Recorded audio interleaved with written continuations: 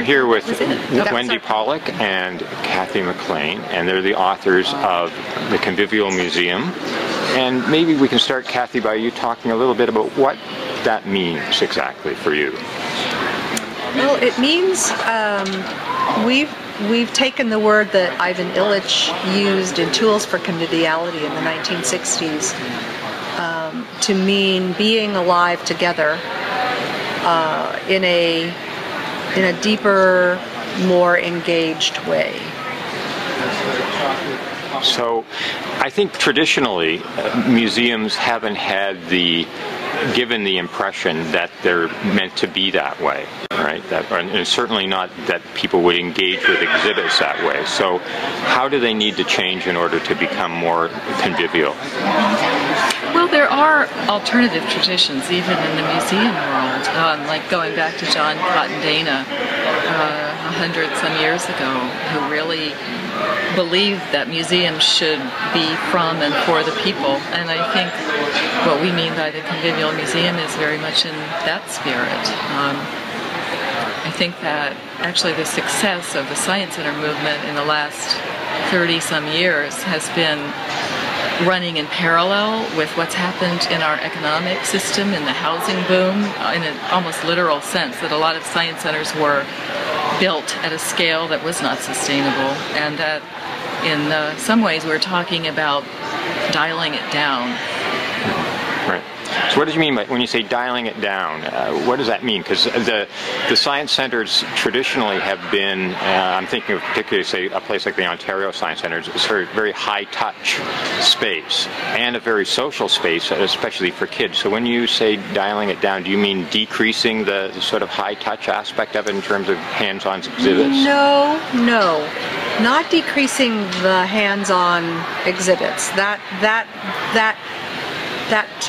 movement to be more engaging and provide places where visitors could be more engaged and be more in charge of their own activity is what the hands-on, the kind of foundational impetus to create more hands-on experiences. However, what science centers have done is they've taken it kind of to the extremes. There's this kind of cheerleader role that science centers have taken on as the kind of marching band of science, and have screened the positivistic notions of science with primary colors and loud noises and machines that make your hair stand on end. And while those aren't bad in and of themselves, too much of that is it's like serving up chocolate eclairs for breakfast, lunch, and dinner for years on end. You know, people become malnourished because they don't have the balance of quiet and reflection time. They don't have the balance of aesthetic spaces where they can use their own imagination, and they're just being fed stimuli.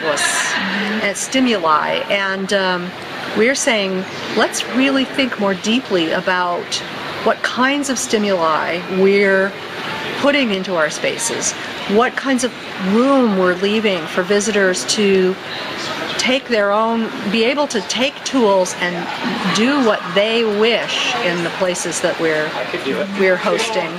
So it's sort of like a move away from the rumpus room towards the garden, sort of. That's a nice way of saying it, yeah.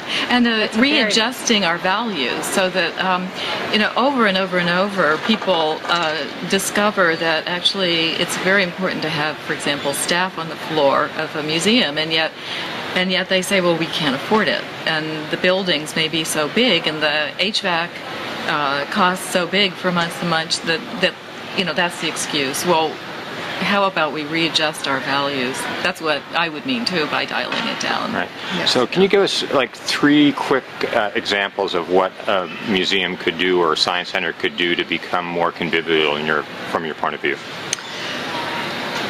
Hundreds of ways. Primary ways are to think of their places more like homes, and actually even do some imagining exercises about how you're inviting people to your home and you want them to stay a while, and you want them to feel nourished and inspired and want to come back. You want them to feel welcomed, and you want them to spend some time. and spend time in a way where they feel like it's their place, not just their place for fun, but their place to be nourished in lots of different ways. Okay, Seating, adequate ventilation and daylight, wayfinding systems where people can find their way around so that they don't have to spend all of their conscious energy actually deciphering whether that's a bathroom or a closet, or whether that's where you go to get to the main gallery, or what that desk is for. But let people, provide that, be gracious and provide that for people so that they can really use their attention on the things that really matter. And how much does color matter? We talked about primary colors a bit. Oh, Kathy, you should follow up on that one.